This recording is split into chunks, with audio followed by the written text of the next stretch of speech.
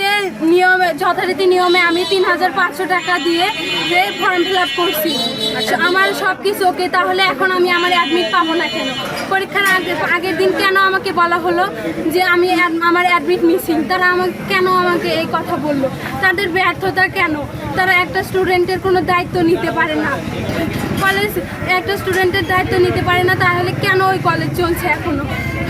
আমার শিক্ষা প্রশাসনের কাছে আমার বড়জোরে অনুরোধ, তারা আমার যেন একটা সুষ্ঠু বিচার করে দেয়। আজকে সবাই পরীক্ষা দিচ্ছে, আমি এখানে বোর্ডে আমি আসবো হাসি খুশি মন নিয়ে, কিন্তু আমার এখানে আসছে কান্না করতে, বিচার নিতে। আমি কেন আসবো? একটা স্টুডেন্টের কত স্বপ্ন থাকে এই পরীক্ষা নিয়ে, 12টি বছরের সাধনা, তিলে তিলে গড়ে তোলা স্বপ্ন। এই কলেজ আমার এক মুহূর্তে, এক নিমিষে সব শেষ করে দিছে। তারা আমাকে পরীক্ষার আগের দিন বিকাল 4টা পর্যন্ত আশ্বাস দিছে যে আমায় অ্যাডমিট দেবে, কিন্তু সন্ধ্যা 6টায় আমাকে ফোন দিয়ে বলে যে তোর অ্যাডমিট নাই। এটা কেমন কথা হলো? কর্তব্যহীন এরকম টিচার কলেজ তো আমরা চাইনি কখনো। একটা স্টুডেন্টের পরিবারের পরে থাকে তার শিক্ষা প্রতিষ্ঠান, কিন্তু এইরকম শিক্ষা প্রতিষ্ঠান কোন স্টুডেন্ট চায় যেখানে তার ভবিষ্যৎ গড়ে ওঠার আগেই ভেঙে যায়? আমি এই চন্দনবাসা ডিগ্রি কলেজের বিরুদ্ধে আপনাদের কাছে চাই যে আপনারা যে কোনো একটা কঠিন পদক্ষেপ নেবেন, যাতে এখন আমার হয়েছে, কিন্তু ভবিষ্যতে বলা তো যায় না যে আমার মতো আরও অনেকজনের হবে। আমার ভবিষ্যতে তারা কীভাবে নষ্ট করে দিল, কিন্তু ভবিষ্যতে তো আমার মতো আরও অনেকে হতে পারে।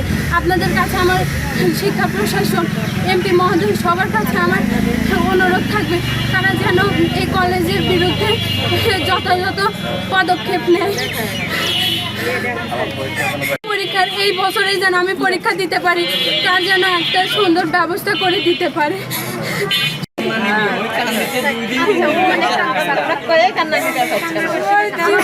শেষ করে দিয়েছে তারা এক নিমিষে। তারা একটু ভাবলো না যে স্টুডেন্টের অবস্থা কিরকম হবে। এতটা দায়িত্ব জ্ঞানহীন কেমন করে হয়? এই জায়গাতে আমি যদি না থেকে তাদের সন্তান থাকতো তাহলে তাদের কি অবস্থা হতো এখন?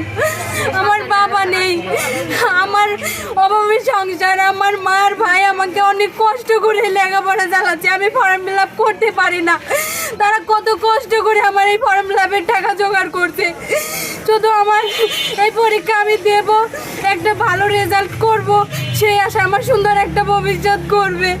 আমি এত আশা নিয়ে প্রিপারেশন, কত সুন্দর প্রিপারেশন নিয়ে আমি বসে আছি। আমার কলেজ কর্তৃপক্ষ আমাকে ফোন দিয়ে বলছে তুই সুন্দরভাবে প্রিপারেশন নে, তোর পরীক্ষার রুমে যাওয়ার 5 মিনিট আগে হলেও তুই অ্যাডমিট পাবি।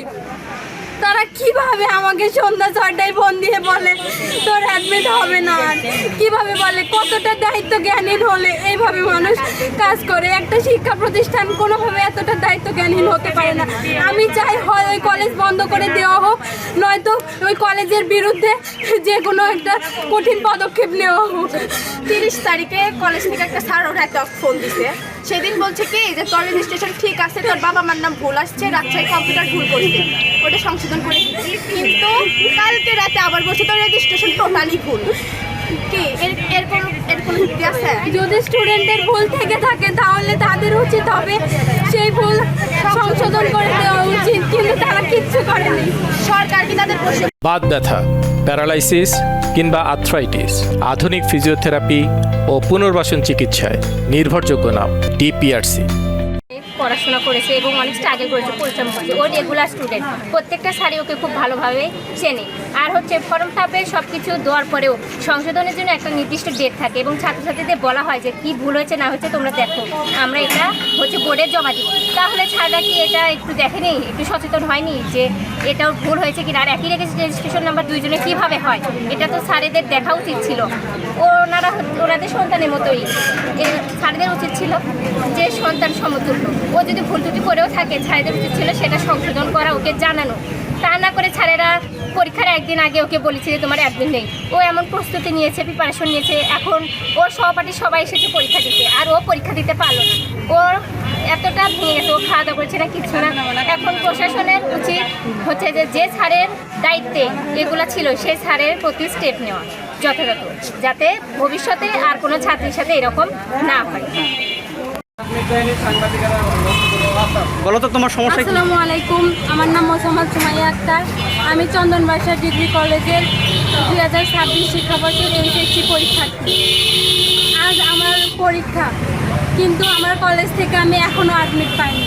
প্রত্যেক কলেজে 15 জুন অ্যাডমিট, সকল কলেজে অ্যাডমিট দেওয়া শেষ, কিন্তু চন্দনবাসা ডিগ্রি কলেজে অ্যাডমিট আসছে পরীক্ষার 2 দিন আগে, মানে 29 তারিখে, 29 জুন পরীক্ষার 2 দিন আগে অ্যাডমিট আসছে কলেজে। অ্যাডমিট কেন পরীক্ষার 2 দিন আগে আসবে? আর হচ্ছে অ্যাডমিট 2 দিন আগে আসছে ভালো কথা, এই অ্যাডমিটের জন্যে প্রত্যেকটা স্টুডেন্টকে টাকার জন্যে ওরা 1 তারিখ, জুলাই মাসের 1 তারিখ পরীক্ষার আগের দিন পর্যন্ত ঘুরাইছে।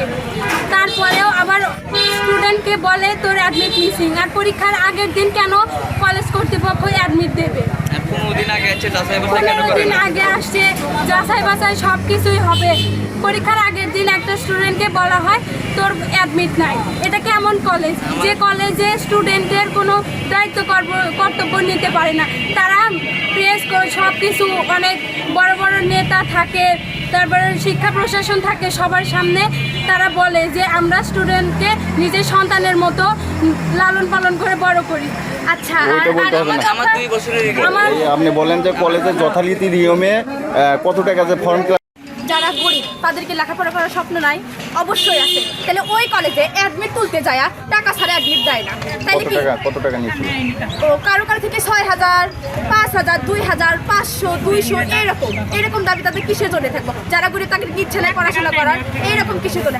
আর অ্যাডমিট জেনারেলি 15 দিন আগে দেওয়া কমপ্লিট করে রাখবো, পরীক্ষার আগের দিন কিসের জন্য অ্যাডমিট পাই না? এটা কেমন প্রতিষ্ঠান? এই প্রতিষ্ঠান তো দরকার নাই। আর ওর 12 বছরের পরিশ্রম এভাবে বিফলে যাবো কিসের জন্য? ওর এত দিনের স্বপ্ন, দিনে পরিশ্রম করা, ঝড় বৃষ্টি উপেক্ষা করে লেখাপড়া কন্টিনিউ করা, এটা কিন্তু সহজ কথা না। ও যদি এভাবে স্ট্রাগল করে টিকে থাকতে পারে, ওনাদের মতো অবহেলা করে, একদম অসচেতনতার মধ্যে ওর ভবিষ্যৎ কি জন্য নষ্ট হবে? এটার বিচার কিন্তু চাই আমি। ও আজকে হেসে কেন্দ্রে আসবে, ও কেন চোখের পানি ফেলতে দেখে? আর এখান থেকে হাসি মুখে ভালোভাবে এক্সাম দিয়ে বাড়ি যাবে, ও কেন কান্না করতে বাড়ি যাবে? ওর প্রত্যেকটা চোখের পানির হিসাব দিতে হবে।